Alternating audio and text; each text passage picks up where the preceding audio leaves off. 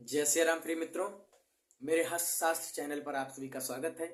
आज मैं आप सभी को हस्त रेखा में जो सबसे महत्वपूर्ण रेखा होती है, जीवन रेखा, उसी के बारे में मैं आपको पूरे विस्तार से बताने जा रहा हूँ।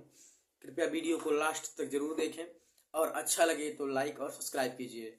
सबसे पहले तो जो जीवन रेखा होती है, इसे हम कई नामों से जानते हैं। पहला है पितृ रेखा, इसे पिता की रेखा कहते हैं। गोत्र रेखा, कुल रेखा, आज सब इसे रेखाओं का नाम दिया गया है।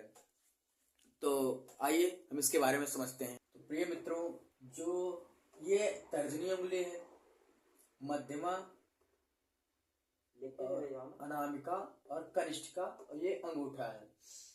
जो रेखा तर्जनी और अंगूठे के मध्य से निकलकर केतु पर्वत तक आती है, उसे ही जीवन रेखा कहते हैं। ये जीवन रेखा केतु पर्वत से तक आती है, केतु पर्वत से आगे तक भी चली जाती है, यही है जीवन रेखा। तो आइए हम सोचते हैं कि जो ज्योतिष के आचार्य होते हैं, जो हाथ देखते हैं, वो लोग कैसे जान लेते हैं कि आपकी उम्र, जो जीने की उम्र है, वो कितनी है, कितने वर्ष में आपको बीमारी आने वाली है, कौन कैसा आपका भाग्य रहेगा। तो इसी के बारे में हम लोग आज चर्चा करने वाले हैं। तो सर्वप्रथम आपकी आयु कितनी होती है, आप लोगों को ये जानना चाहिए। तो यहाँ से ज्योतिष शास्त्र के अनुसार बताया गया है कि अंगूठे का जो मध्य भाग होता है, उसके ऊपर की जो रेखा जहां से आई होती है, उसे 50 वर्ष माना जाता है।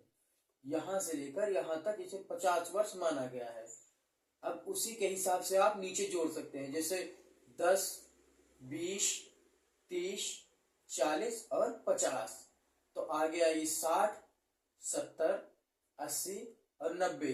इससे आगे चली गई तो 100, 110, 120, जितनी आगे जाएगी वैसे ही मनुष्य का जीवन आगे बढ़ता रहेगा। इसी हिसाब से ज्योतिष के आचार्य जो होते हैं, वो जान लेते हैं कि आपका जो जीवन है वो कितना आगे तक है।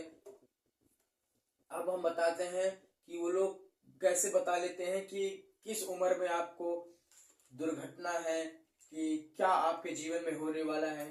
तो जो अगर आपके ये शुक्र पर्वत है, अगर कोई रेखा शुक्र पर्वत से होती हुई और जीवन रेखा को काटती है, शुक्र पर्वत से होती हुई जीवन रेखा को काटती है, जिस उम्र में काटती है, इसे 10, 20 और यहां से 30 है, 30 के बीच में ही काट रही है, ये उम्र हुई 24 वर्ष की। 24 वर्ष की उम्र में ये रेखा काट रही है। इसका अर्थ है इस समय में इस व्यक्ति के साथ कोई न कोई दुर्घटना या उसके साथ बीमारी हो सकती है। रेखा अगर पतली हुई तो बीमारी का संकेत होती है, और यदि रेखा गाढ़ी और मोटी हुई तो यह दुर्घटना के संकेत होते हैं कि इस व्यक्ति के साथ दुर्घटना हो सकती है। अब किसी के मृत्यु के बारे में, जो अचानक से मृत्यु होती है, वो कैसे होती है, तो उसके लिए आइए हम समझते हैं। यदि जीवन रेखा इसके नीचे नहीं है, इसके नीचे गोल बिंदु है, ऐसे बिंदु है, यहाँ इसके नीचे ऐसे बिंदु बना है, या यहाँ पे क्रॉस का निशान बना है, तो इससे का मतलब होता है, इस क्रॉस का या इस बिंदु का मतलब होता है कि इसके आगे मनुष्य की आयु नहीं है। और अगर इसके आगे भी जीवन रेखा आगे बढ़ती हुई चली जा रही है और यहाँ क्रॉस का निशान या बिंदु लगा है, तो इसका अर्थ होता है कि इस जीवन में इस मनुष्य को बहुत सी संकट का सामना करना पड़ेगा। मतलब इस जीवन में इसको बहुत से संकटों का सामना करना पड़ेगा। अब आइए जानते हैं कि कैसे जान लेते हैं कि इस मनुष्य का जीवन कैसा होगा। तो यदि ये रेखा, जीवन रेखा ऊपर से बढ़ती हुई ऐसे ऊपर की ओर चली गई, या यहाँ से और रेखाएं निकलकर ऐसे ऊपर की तरफ जाने लगी, इसका मतलब होता है कि मनुष्य अपने जीवन में बहुत ही भाग्यशाली होगा। मतलब जो उसकी इच्छा होगी, उसके जीवन में अधिकतर कार्य उसी की इच्छा के समीप होगा।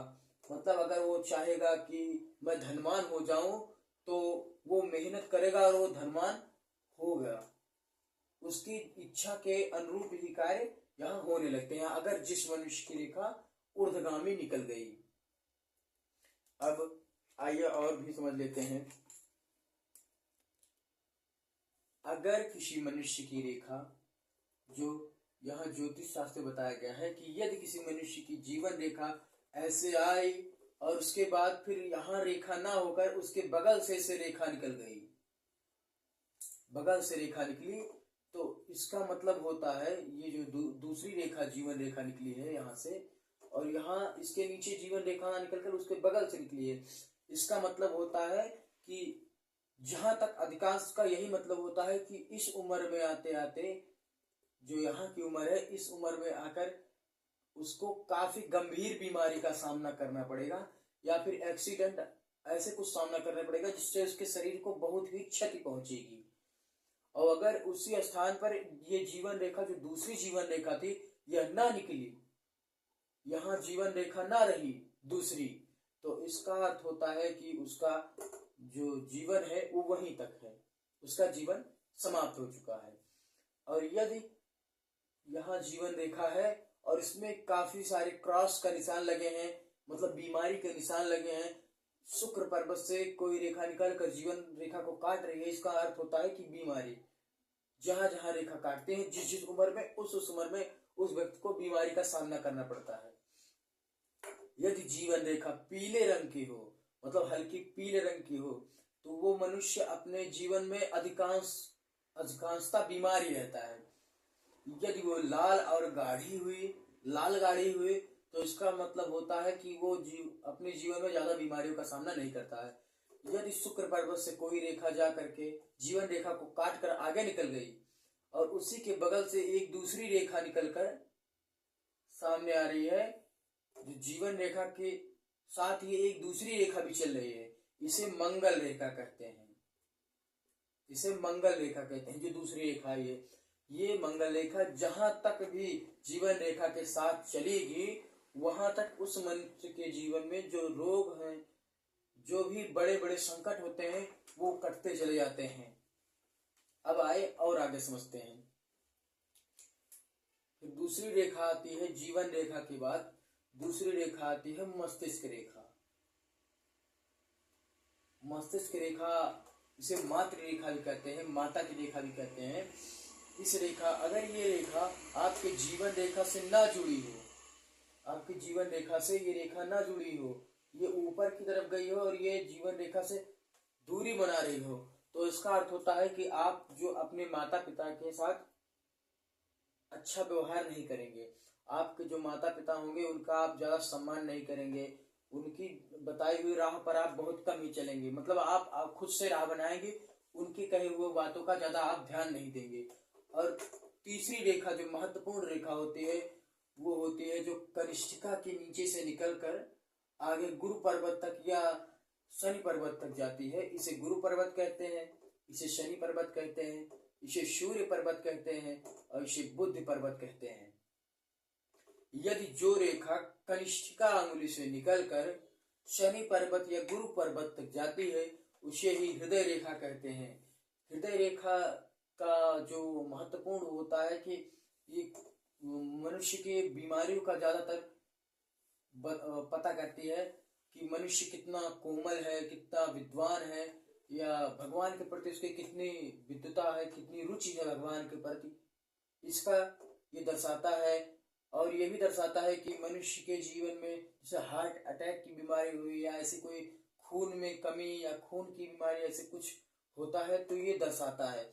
और तीसरी बात ये बताता है कि अगर जिसे जीवन रेखा में उम्र होती है, कोई व्यक्ति ये देखकर नहीं बता सकता है, केवल जीवन रेखा ही देखकर नहीं बता सकता है कि आपकी उम्र कितनी है या आपका जो है आप कितने वर्ष जिएंगे। उसको जो जीवन रेखा है उसको भी देखना पड़ता है, एक ज्योतिष जो हस्तरेखा होते हैं, और दूसरी उसे देखनी पड़ती है यहाँ पर जो है हृदय रेखा। हृदय रेखा जो दोनों को देखते हैं तभी वो सटीक अनुमान लगा पाते हैं कि आपका जो जीवन है वो कितने वर्ष के है। और जब इसी जीवन रेखा के जब गूढ़ अंदर हम लोग घुसेंगे तो इसमें ये भी पता चलता है कि आपकी मृत्यु किस माह में, किस वर्ष में, या कह सकते हैं कि किस दिन और कितने, जिसे कहते हैं दूसरे पहर में या पहले पहर में। इसमें गूढ़ता से खोजने पर यह भी पता चल सकता है कि आपकी मृत्यु किस पाली में होगी, रात में होगी या दिन में होगी, लेकिन काफी खोजने के बाद इसे पता चलता है। उसी प्रकार जिस प्रकार जीवन रेखा में ये होता है कि 10 वर्ष, 20 वर्ष, 30 वर्ष माना जाता है, वैसे ही हृदय रेखा में भी होता है कि 10 वर्ष, 20 वर्ष, 30 वर्ष, 40 वर्ष, 50 वर्ष, 60, 70, 80 और 90। यहाँ भी रेखा ज्यादा है और यहाँ भी रेखा ज्यादा है। 100 वर्ष ये है, 100 वर्ष इधर की रेखा है। अगर इधर की रेखा 90 वर्ष है और इधर की 100 वर्ष है तो अनुमान लगाया जा सकता है कि 95 वर्ष या 92 वर्ष में इस व्यक्ति की मृत्यु होगी। यदि हृदय रेखा में कोई बिंदु बना है, हृदय रेखा में कहीं कोई बिंदु बना है, इसका मतलब होता है कि हार्ट अटैक या खून की कोई कमी की वजह से ही जो व्यक्ति की मृत्यु होती है वो होती है। अगर यही हृदय रेखा जो है गुरु पर्वत पर जाती है तो जो व्यक्ति होता है वो काफी विद्वान होता है और समाज में काफी मान प्रतिष्ठा वाला होता है। धन में थोड़ी कमी होती है इसके यहाँ, लेकिन विद्वता में काफी प्रखर होता है। और लेकिन वही जीव जो हृदय रेखा है अगर शनि पर्वत पर जाती है तो व्यक्ति जिसे कहते हैं कि धनवान बहुत होता है, लेकिन थोड़ा परिवार के प्रति रुझान उसका ज्यादा होता है, लेकिन समाज के प्रति वो ज्यादा ध्यान नहीं देता, माता पिता की तरफ ज्यादा ध्यान नहीं देता। उसका ये अनुमान आप लगा सकते हैं। आज के वीडियो में बस इतना ही। अगर आपको जीवन रेखा के बारे में जानकारी अच्छी लगी हो तो चैनल को सब्सक्राइब कीजिएगा। जय श्री राम।